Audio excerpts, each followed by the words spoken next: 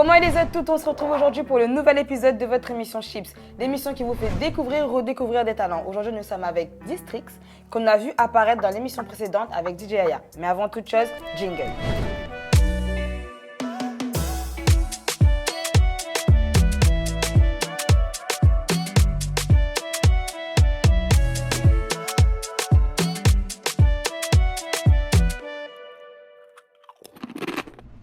Salut Distrix, merci d'avoir accepté notre invitation. Salut, merci de m'avoir invité.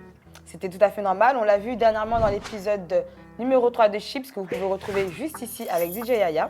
C'est ici qu'on a fait la découverte de ce jeune homme aux multiples talents. Parce que comme DJ Yaya, c'est quelqu'un qui est, corrige-moi si je me trompe, vidéaste, interprète et quoi d'autre ?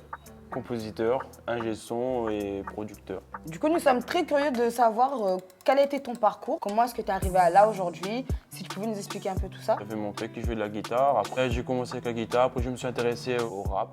Je me suis intéressé au fur et à mesure à la musique assistée par ordinateur parce que quand tu es jeune, t'as pas trop les moyens, donc ça coûte assez cher les studios. Et de fil en aiguille, après je me suis intéressé à l'enregistrement, la composition, donc je me suis mis un peu au piano, le logiciel et tout le reste. Jusqu'à ce qu'un moment où je me dis qu'il faut mettre une image à l'audio. Ça revient un peu cher, tout ce qui dit réalisation de clips et tout.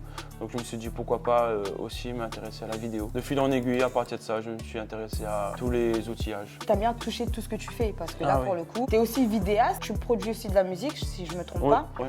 Donc de passer de vidéaste à producteur, il faut vraiment être curieux en fait parce que pas tout le monde arrive à faire tout ça en même temps. Il faut avoir vraiment une vision différente et être très très curieux. Donc comment tu fais pour te placer, on va dire, dans tout ça? C'est parfois compliqué, mais ça va. Je veux dire, quand tu es passionné, tu as envie de faire, tu as faim, tu as envie de faire des choses et apprendre et être créatif. On t'a vu dans le studio de DJ Yaya. Tu travailles notamment en collaboration avec les Métis. Et on sait également que tu bosses avec d'autres studios sur la métropole. Oui. C'est pas compliqué de gérer tous ces studios un peu? Non, ça va.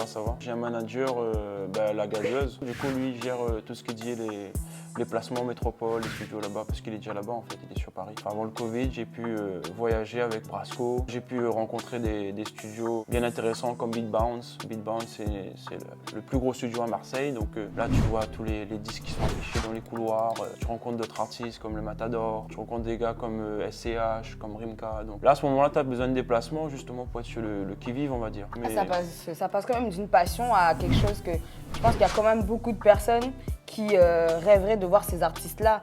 Là, tu arrives, tu sors de la Réunion, tu vas là-bas, tu rentres dans des couloirs, tu vois des gens que tu vois à la télé, ça doit vraiment être impressionnant.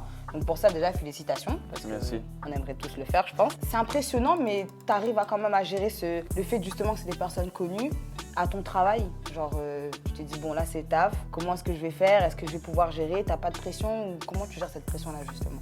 En réalité, au début, tu as une certaine pression quand tu rencontres les personnes.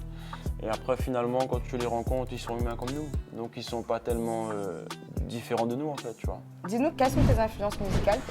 Beaucoup nationaux. Vu que je travaille aussi local, donc j'écoute quand même ce qui se passe à La Réunion, c'est normal. Tu as déjà bossé justement avec des personnes à l'international, autres que la métropole? Moi, j'avais fait un projet avec un Québécois, mais c'était le seul projet. Mais là, c'était pas vraiment du rap, c'était plus de la musique pop. On aimerait savoir également, comme tu touches un peu à tout, c'est quoi que tu préfères dans tout ce que tu fais? J'ai une grosse préférence, c'est la compo. Où là, tu es devant l'ordinateur, tu fais la compo et que tu réalises des top lines, où tu imagines déjà des mélodies de voix à la place du chanteur. Est-ce que tu peux nous expliquer ce que c'est une top line? Parce que je pense pas que tout le monde sache ce que c'est qu'une top line. Alors en fait, si tu veux une top line, ça peut être la la li, la la la la. Tu vois, un truc bidon. Je tourne autour de ça et après, je fais une base de prod. Et après, quand j'ai la base de prod, je mets en boucle. Et là, je mets le micro, je mets le casque et je fais plein d'idées, mélodies au niveau de la voix. En fait, si tu veux, la top line, c'est en gros, c'est la ligne directrice du morceau pour pouvoir après mettre les paroles. D'accord. Donc l'acide de mamie vient de ton studio. Il fait la la la la la. Vous sortez un son? Carrément, ouais. Bientôt. Peux-tu nous parler des projets à venir, qu'ils soient locaux ou nationaux, ou ça reste un secret? Déjà, il y a moi. Donc normalement, j'ai 2 projets qui sortiront, normalement si tout se passe bien avant la fin de l'année. Il y a en métropole, j'ai un projet où j'ai fait la prod justement, j'ai fait la prod, j'ai fait la top line. Donc là j'ai fait le refrain. Ce projet-là il est fini, il a été tourné et tout, et là c'est avec l'artiste Sultan. Donc ouais. Bah, félicitations. Merci. Donc là, ce projet-là, je ne sais pas encore quand est-ce que ça va sortir, mais c'est prochainement. Mais on a hâte de voir ça en tout cas. On va suivre ça de très près. Et je remercie encore une fois Distrix d'avoir accepté notre invitation. Bon, as-tu un dernier mot à nous dire sur Chips? Bah, c'est craquant. Merci à Chips et merci à Casmo du coup pour ce magnifique cadre. Donc c'était tout pour nous, on se dit à très bientôt. Mais avant toute chose, on aimerait remercier Casmode pour ce magnifique cadre très coloré.